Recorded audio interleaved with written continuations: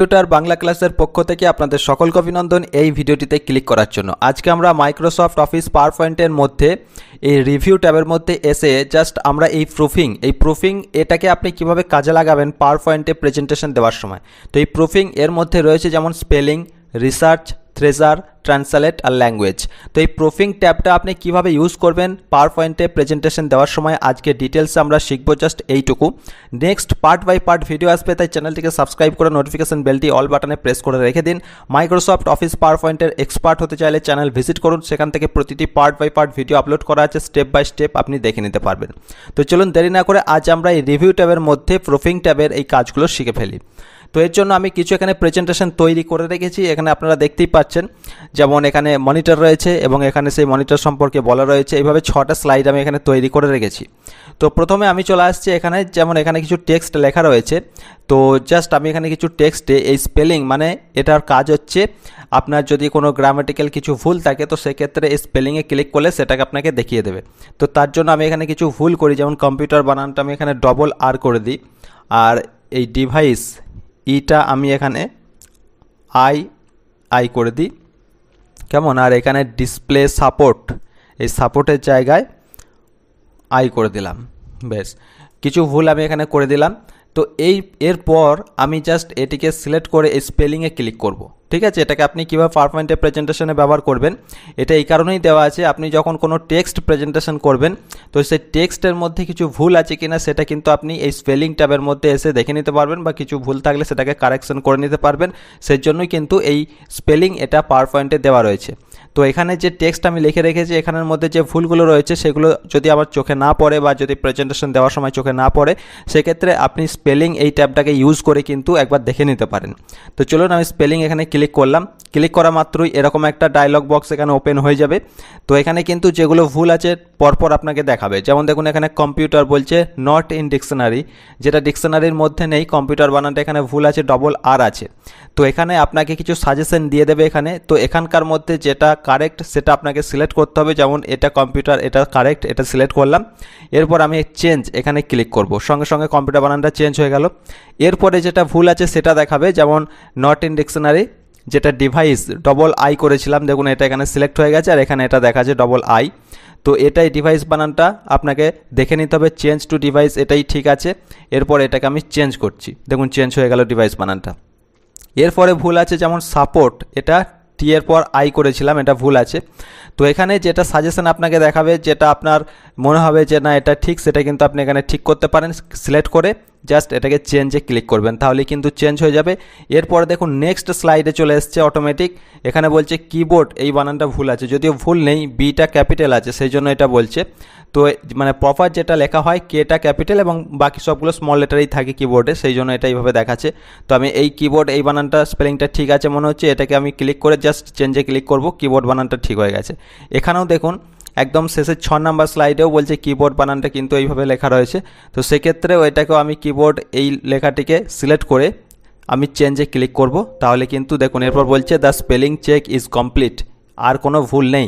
তো পাওয়ার পয়েন্টে প্রেজেন্টেশন দেওয়ার সময় যদি কোনো টেক্সট আপনার এইভাবে থাকে অবশ্যই একবার আপনি সেই টেক্সটগুলোকে চেক করে নেবেন। এই স্পেলিং যেটা আপনি রিভিউ ট্যাবের মধ্যে পেয়ে যাবেন, এই স্পেলিং এখানে গিয়ে সেই আপনি একবার চেক করে নেবেন, বা যদি ভুল থাকে সেগুলোকে কারেকশন করে নিতে পারবেন। অনেক সময় চোখে ধরা পড়ে না, তো সেক্ষেত্রে কিন্তু স্পেলিং এটাকে আপনি ইউজ করতে পারেন, আর সেই জন্য এটা দেওয়া রয়েছে। এরপরে আমরা চলে আসছি এখানে রিসার্চ, এটার কি কাজ। রিসার্চে আমরা ক্লিক করব, ক্লিক করার পর জাস্ট এই ডান দিকে দেখুন এইভাবে কিন্তু একটা উইন্ডো ওপেন হয়ে যাবে। এখান থেকে আপনি যেটা সার্চ করতে চাইছেন, যেমন আমি এখানে লিখছি কম্পিউটার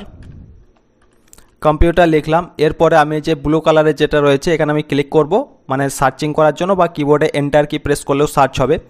সার্চ করা মাত্রই কম্পিউটার রিলেটেড যেগুলো রয়েছে সেগুলো সব আপনাকে লিস্ট এখানে দিয়ে দেবে, যেমন processor, CPU, central processing unit, ঠিক আছে। এখানে দেখুন সুপার কম্পিউটার, পিসি, ল্যাপটপ, মানে এই কম্পিউটার রিলেটেড যেগুলো থাকবে সেগুলো আপনাকে এখানে দিয়ে দেবে।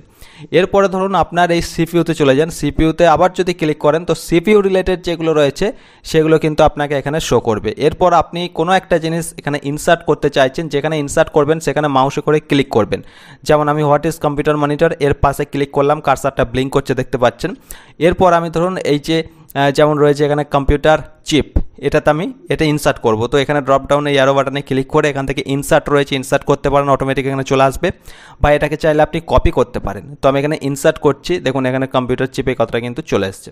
তো এইভাবে আপনি কোনো কিছু রিসার্চ করেও কিন্তু এখান থেকে সেই ওয়ার্ডটি খুঁজে এখান থেকে আপনি ইনসার্ট করতে পারেন। এটাই হচ্ছে এই রিসার্চের কাজ। পাশে রয়েছে দেখুন থ্রেজার, এটার কি কাজ চলুন আমরা দেখি। থ্রেজার এটা ব্যবহার করতে গেলে কার্সারটা আপনি যেখানে রাখবেন, যেমন আমি কম্পিউটারে কার্সারটি রেখেছি বা এই মনিটরে কার্সারটি রাখছি, কেমন। তো এরপর আমি যখন থ্রেজারে ক্লিক করব, অটোমেটিক এই মনিটর কম্পিউটার যেখানে কার্সারটা থাকবে বা লাগোয়া যদি থাকে, এখানে কোনো স্পেস নেই বলে মনিটর কম্পিউটার দুটোই নিয়ে নিয়েছে। তো চলুন আমি এখানে একটু স্পেস দিই, এটা স্পেস দিলাম। এরপরে আমি জাস্ট এখানে মনিটর এখানে কার্সারটি রাখলাম, এরপর আমি থ্রেজারে ক্লিক করলাম। তো দেখুন এখানে মনিটরটা অটোমেটিক সিলেক্ট হয়ে যাবে, আর এখানে এই রিসার্চের জায়গায় সার্চের জায়গায় মনিটর কথাটা চলে আসবে এবং মনিটর রিলেটেড এখানে সমস্ত ডিটেলস আপনাকে এখানে দেখাবে। এখান থেকে ওই একই প্রসেস, আপনি এখান থেকে কোনো কিছু চাইলে এখান থেকে ড্রপ ডাউন অ্যারোতে ক্লিক করে ইনসার্ট করতে পারেন, ঠিক আছে। একইভাবে আমি সাপোর্ট কেমন বা ইলেকট্রনিক্স এখানে আমি কার্সারটি রাখলাম, দেখুন ব্লিঙ্ক করছে। এরপর আমি থ্রেজার এখানে ক্লিক করব, তো অটোমেটিক ইলেকট্রনিক্স এটা সিলেক্ট হয়ে যাবে এবং সার্চের জায়গায় ইলেকট্রনিক্স কথাটা চলে আসবে এবং ইলেকট্রনিক্স রিলেটেড যদি কিছু থাকে সেগুলো এখানে দেখিয়ে দেবে। যেমন এটা নো রেজাল্ট আর ফাউন্ড, এখানে কোনো রেজাল্ট পাওয়া যাচ্ছে না বলে দেখাচ্ছে না। তো যাই হোক, এটা কিন্তু এইভাবে আপনি থ্রেজারটা ইউজ করতে পারবেন। আমি আর একটা দেখাই, যেমন এখানে রয়েছে ডিসপ্লে, এরপর আমি থ্রেজারে চলে গেলাম, অটোমেটিক ডিসপ্লে সিলেক্ট হয়ে যাবে, সার্চের জায়গায় ডিসপ্লে কথাটি চলে আসবে এবং ডিসপ্লে রিলেটেড যেগুলো রয়েছে অটোমেটিক এখান থেকে চলে আসবে। এই ড্রপ ডাউন অ্যারোতে ক্লিক করে কোনো একটা জিনিস আপনি চাইলে এখান থেকে ইনসার্ট করতে পারেন, দেখুন এখানে ইনসার্ট হয়ে গেছে, ডিসপ্লের জায়গায় এটা চলে আসবে, ঠিক আছে। তো এইভাবে কিন্তু আপনি এই থ্রেজার এটাকে ইউজ করতে পারবেন। বেশ, মানে থ্রেজার ইউজ করে আপনি কোনো একটা জিনিস যেখানে কার্সারটি রাখবেন সেটার পরিবর্তে আপনি যেটা ইনসার্ট করবেন সেটা কিন্তু এখানে ইনসার্ট হয়ে যাবে। আশা করি বুঝতে পেরেছেন। এরপরে চলে আসছে এখানে ট্রান্সলেট, এটা হচ্ছে আপনার জাস্ট ট্রান্সলেট করা, মানে যদি ইংলিশে থাকে তো সেটাকে আপনি অন্য কোনো ল্যাঙ্গুয়েজে ট্রান্সলেট করতে পারবেন। তো এটা মনে রাখবেন, নর্মালি এটা ইংলিশে থাকে এবং ইংলিশে আপনার ট্রান্সলেট করার এখান থেকে আর অন্য কোনো ভাষা পাওয়া যায় না, যেমন বাংলায় এখানে কিন্তু আপনি পাবেন না, ঠিক আছে, ট্রান্সলেট। তো এটা যতটা পারবেন এড়িয়ে যাওয়াই ভালো এটা ট্রান্সলেটে, আর সেরকম কিছু এটা আপনার কাজে লাগবে না। এরপরে চলে আসছে ল্যাঙ্গুয়েজ, এটাও তাই, ল্যাঙ্গুয়েজ এখানে কিন্তু বাংলা পাবেন না, বা যদিও থাকে, যেমন আমার এখানে রয়েছে বাংলায়, যে দেখুন বাংলা ইন্ডিয়া। তো এখান থেকে বাংলা ইন্ডিয়া সিলেক্ট করে ওকে করবেন, এরপরে আপনি এখান থেকে চাইলে বাংলা কিন্তু লিখতে পারবেন। অনেক সময় হয়, অনেক সময় হয় না, যেমন আমার এখানে হচ্ছেও না। তো যাই হোক, এটা ল্যাঙ্গুয়েজ সিলেক্ট করা হয়, অনেক সময় এটা হয় কিন্তু কাজে হয় বা কাজে লাগে, অনেক সময় লাগেও না। তো এটাই ছিল, আর কিছু না। স্পেলিং এখানে প্রুফিং, রিভিউ ট্যাবের মধ্যে প্রুফিং, এর মধ্যে যেগুলো কাজে খুব লাগে আপনার সেটা হচ্ছে স্পেলিং, এটা খুব কাজে লাগে, এবং রিসার্চ আর থ্রেজার, এগুলো কিন্তু এই তিনটে কিন্তু মেনলি কাজে লাগে। ট্রান্সলেট আর ল্যাঙ্গুয়েজ এগুলো অনেক সময় কাজে লাগেও না। তো যাই হোক, এই তিনটে ব্যবহার আমি শেখালাম প্রুফিং ট্যাবের মধ্যে। এগুলো কেমন লাগলো কমেন্টে জানাবেন, এবং আরও নেক্সট ভিডিও আসছে পার্ট বাই পার্ট। এক্সপার্ট হতে চাইলে কম্পিউটারের পাওয়ার পয়েন্টে অবশ্যই আপনি চ্যানেলটিকে সাবস্ক্রাইব করে নোটিফিকেশন বেলটি অল বাটনে প্রেস করে রেখে দিন। দেখা হচ্ছে পরের ভিডিওয়। ভালো থাকবেন, সুস্থ থাকবেন, ধন্যবাদ।